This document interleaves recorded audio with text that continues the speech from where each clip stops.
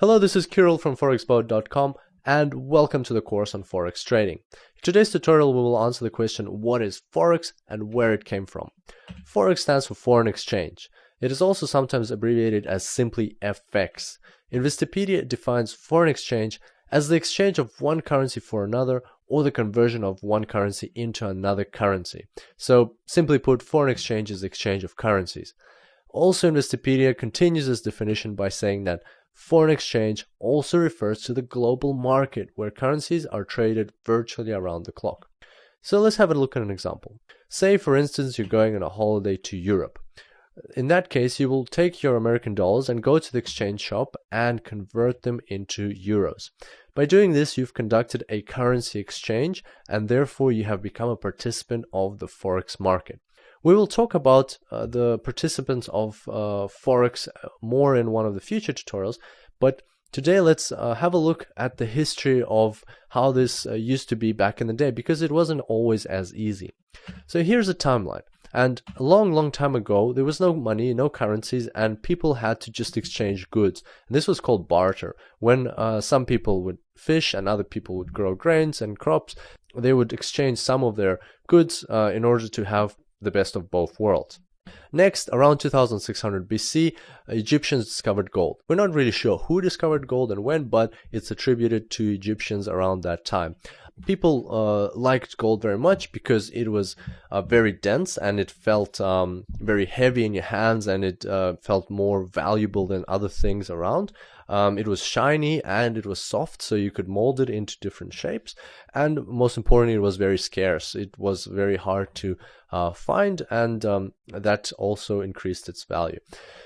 Next, around 1500 BC, gold was used, or countries started using gold for international trade. So instead of just exchanging goods, they would exchange gold for goods and goods for gold, and that kind of simplified things. Then, to simplify things even further, around 700 BC, the first gold coins were created, and that was a very handy thing to have, because before that, people had to check that the gold that they're receiving is actually gold, and also they had to weigh it up. But by having gold coins, they could already know what value those gold coins are carrying, and that speeded up the process of exchange. So that's a bit of ancient history, which now brings us to the modern world. In about the 17th century, paper money started spreading across Europe, and around the 18th century it became so popular that it started causing tensions, because some people and countries were still using gold and silver coins, whereas others were actively using paper money, and there was no real connection between the two. And that is when the gold standard came into play. The gold standard was agreed upon in 1875, and basically what it meant was that currencies became backed by gold reserve of their countries. In essence, that means governments guaranteed conversion of currency into a specific amount of gold and vice versa. Let's look at an example. For instance, country A says that its one unit of its currency equals 2 ounces of gold, and country B says that 1 unit of its currency equals to 4 ounces of gold. And that basically means that you now know how to convert currency of country A into currency of country B. That made things more simple, and also defined certain rules around how these transactions occurred. And the gold standard became the first standardized means of exchange in history. So that was a good idea in general, but then what happened was World War I struck and World War II.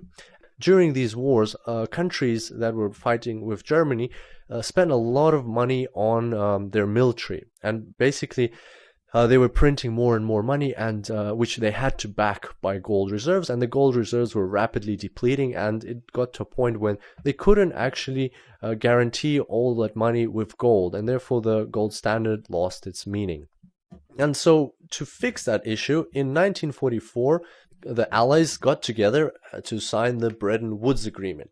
And Bretton Woods Agreement, simply put, it's just the same as the gold standard version 2.0, and all it did was it replaced gold with the US dollar, and the US dollar became the only currency in the world that had to be backed by gold at a fixed exchange rate of $35 per ounce, and all other currencies had a fixed exchange rate to the US dollar. So let's have a look at a bit more detail into the outcomes of the Bretton Woods Agreement. So first of all, fixed exchange rates. All currencies were pegged to the US dollar. Second, the US dollar became the primary reserve currency, which meant that it had to be backed by gold.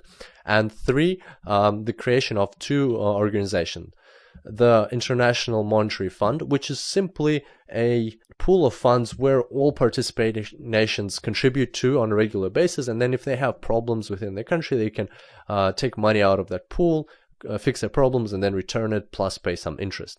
And also the World Bank, which is a financial institution of the United Nations, meaning that its main purpose is to reduce poverty around the world and help developing countries.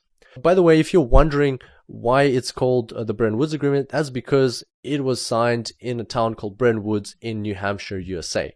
And as you can expect, when you create something which is basically the gold standard version 2.0, then there's a very high likelihood of it failing just as the gold standard did. And that's exactly what happened to the Bretton Woods Agreement. Over the years after World War II, gold reserves of the US started depleting very rapidly, and in 1971, US President Richard Nixon closed the gold window by telling all other countries that the US will no longer exchange gold for US dollars held in foreign reserves. This event marked the end of the Bretton Woods Agreement, and since then, the world has been using floating exchange rates between currencies, what we now know as the Forex market. The main two takeaways from this timeline are that, first of all, it hasn't always been that simple. It took some time for nations to come up with the current Forex system that we have.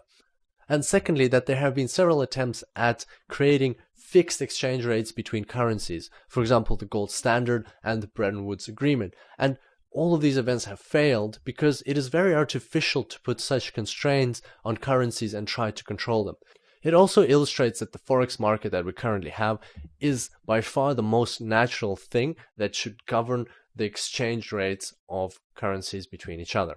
This brings us to the end of today's tutorial.